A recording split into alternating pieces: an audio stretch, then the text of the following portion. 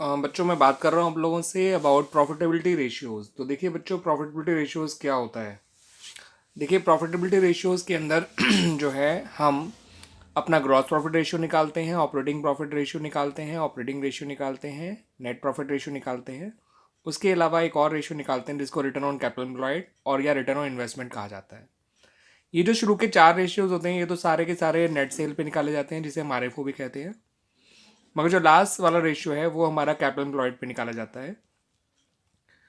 ठीक है बच्चों, तो एक एक करके इनके बारे में बात करते हैं। ग्रॉस प्रॉफिट वो प्रॉफिट होता है जो आपका ट्रेडिंग अकाउंट से निकल कर आता है, यानी कि सेल्स में से सारे डायरेक्ट एक्सपेंसेस या कॉस्ट ऑफ गुड्स सोल्ड हटा के जो आता है, that is called gross profit. तो ग्रॉस प्रॉफिट रेशियो आपका ये बताता है कि ग्रॉस प्रॉफिट जो है सेल का कितना परसेंटेज है। तो ये जितना हाई रहेगा उतना अच्छा है बिजनेस के लिए, क्योंकि उतना ही फिर वो आप अपने इनडायरेक्ट एक्सपेंसेस को ईजिली कवर कर सकते हैं अगर आपका ग्रॉस प्रॉफिट रेशियो ज़्यादा होगा तो। ऑपरेटिंग रेशियो के लिए ऑपरेटिंग कॉस्ट को लिया जाता है, जिसका अपना फॉर्मूला होता है cost of goods sold plus operating expenses. तो इससे पता चलता है कि आपकी ऑपरेटिंग कॉस्ट कितना परसेंटेज है of your net sales, that's Y.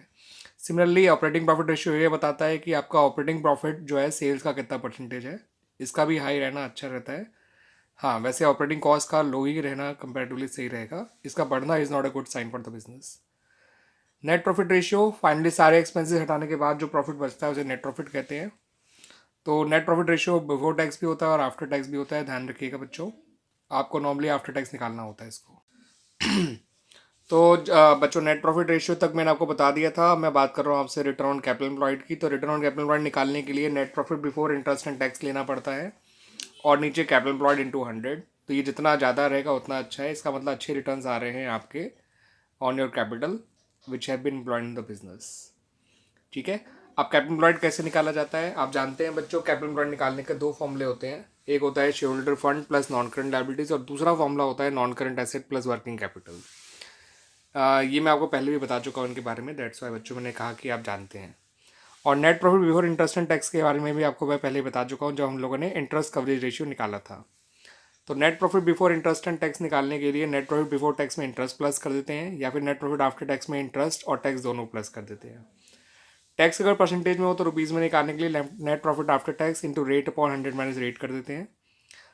और अगर net profit before tax direct निकालना है तो net profit after tax into 100 upon 100 minus rate. आप देख सकते हैं नीचे तो 100 माइनस रेट आ रहा है, ऊपर अगर आप रेट लेंगे तो टैक्स निकल के आएगा, अगर ऊपर 100 लेंगे तो नेट प्रॉफिट बिफोर टैक्स निकल कर आएगा।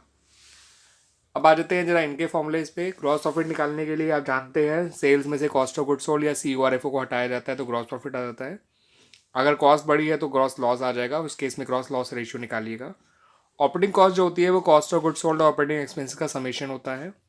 ऑपरेटिंग प्रॉफिट 3 तरह से निकाला जा सकता है। अगर अपने ग्रॉस प्रॉफिट में से आप सिर्फ ऑपरेटिंग एक्सपेंसेस हटा देंगे तो ऑपरेटिंग प्रॉफिट आ जाएगा, या नेट प्रॉफिट में नॉन ऑपरेटिंग एक्सपेंसेस प्लस कर दीजिए और नॉन ऑपरेटिंग इनकम माइनस कर दीजिए तो भी नेट ऑपरेटिंग प्रॉफिट आ जाएगा, या फिर आप अपने नेट सेल्स में से ऑपरेटिंग कॉस्ट को हटा दीजिए तो भी ऑपरेटिंग प्रॉफिट आ जाएगा।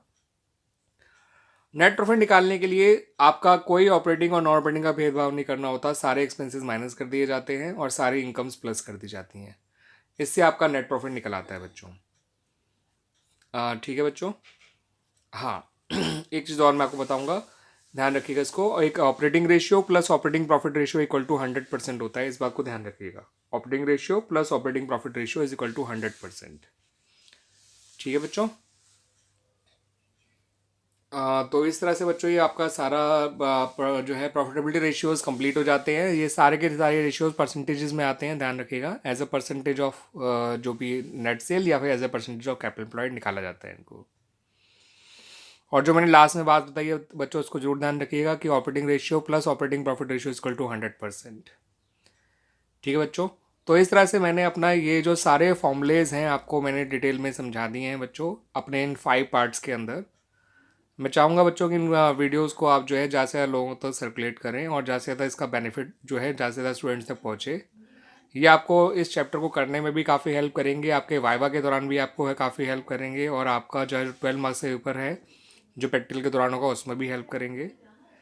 एज वेल एज ये चैप्टर आपका आगे जाके मैनेजमेंट अकाउंटिंग के अंदर भी आता है तो आपको तब भी हेल्प मिलेगी, एंड ये प्रैक्टिकली बहुत यूज़ होता है ये चैप्टर। ठीक है बच्चों, प्रैक्टिकल इसका यूसेज बहुत है क्योंकि हर एक कंपनी जो है प्रॉफिटेबिलिटी पे बहुत ध्यान रखती है, अपने टर्नओवर्स पे ध्यान रखती है। जो मैनेजमेंट होता है उसको अपनी सॉल्वेंसी को भी ध्यान रखना होता है, short term as well long term solvency का ख्याल रखना होता है। तो ये सब रेशियोज़ एनालाइज करने में बिजनेस की पोजीशन को काफ़ी हेल्प करते हैं और फर्दर डिसीजन लेने में भी.